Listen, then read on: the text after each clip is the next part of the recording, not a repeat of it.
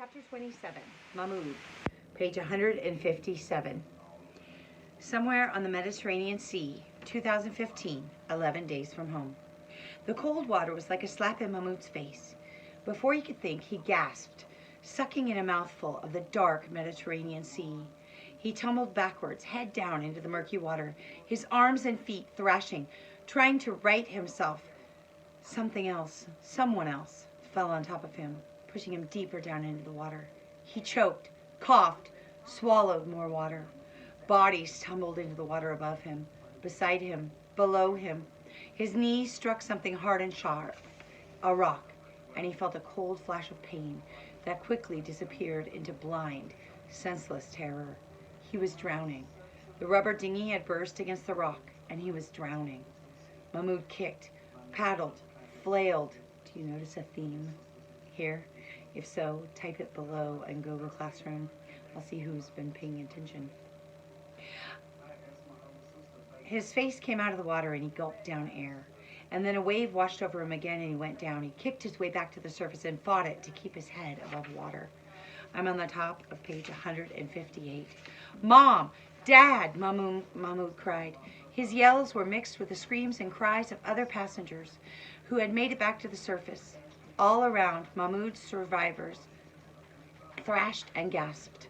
Swamped by the choppy waves, there was nothing left of the dinghy. The engine had dragged the rest of it down. Mahmoud saw something bobbing along on the water, glowing. A cell phone! It was still sealed tight in its plastic bag, the air in the bag keeping it afloat. Mahmoud swam for it, ducking a wave and pawing the bag into his arms. The glowing phone screen said 2:32 a.m. Help! Help! Mahmoud's mother sobbed, her voice recognizable in the chaos. Mahmoud spun, oriented himself, and frog kicked his way through the waves toward the shape he thought was his mother. He picked her pink headscarf out of the swirling pandemonium and saw that she was fighting to lift something up out of the water. Hana. Mahmoud swam to his mother.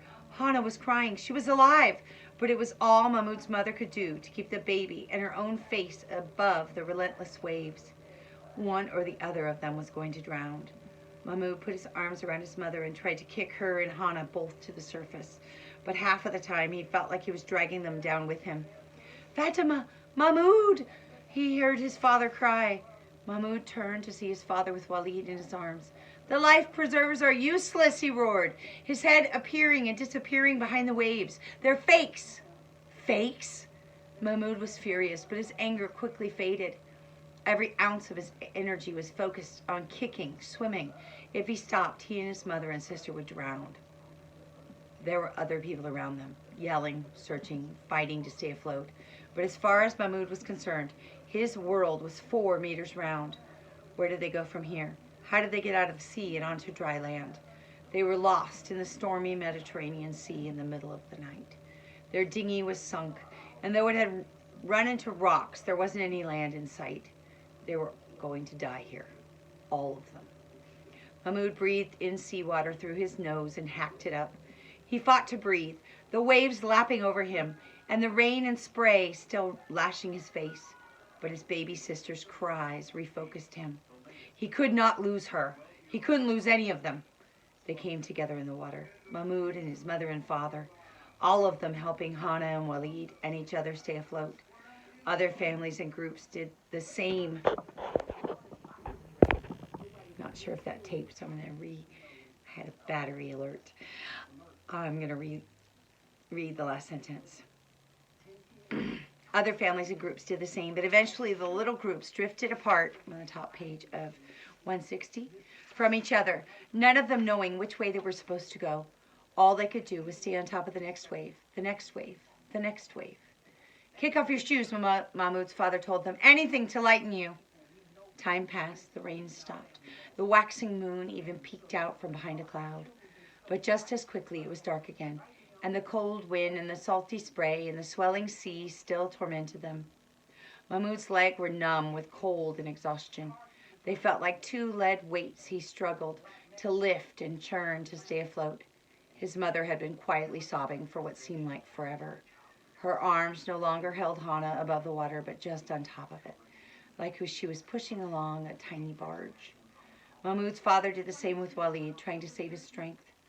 Hana had gone, as quiet as Walid, and Mahmoud wondered if they were still alive. He couldn't ask, wouldn't. If he didn't ask, he couldn't know for sure. And as long as he didn't know for sure, there was a chance they were still alive.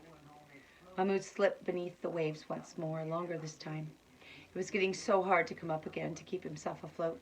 He rose again, pushing air out of his nose, but he was tired, so very, very tired. He wished for a respite from swimming, just a moment to sit without working his arms and legs, to close his eyes and go to sleep.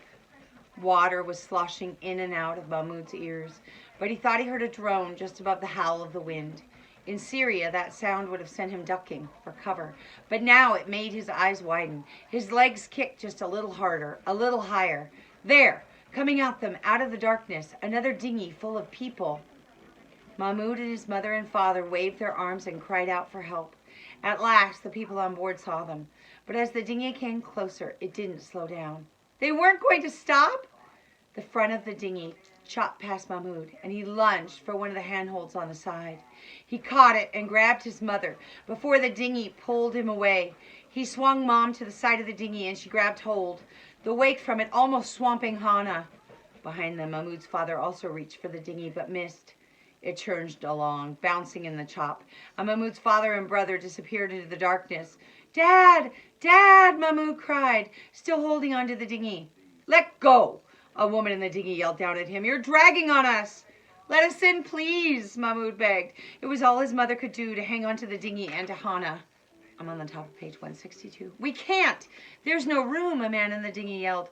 "Please," Mahmoud begged. "We're drowning." "I'll call the Coast Guard for you," a man said. "I have their number on my phone."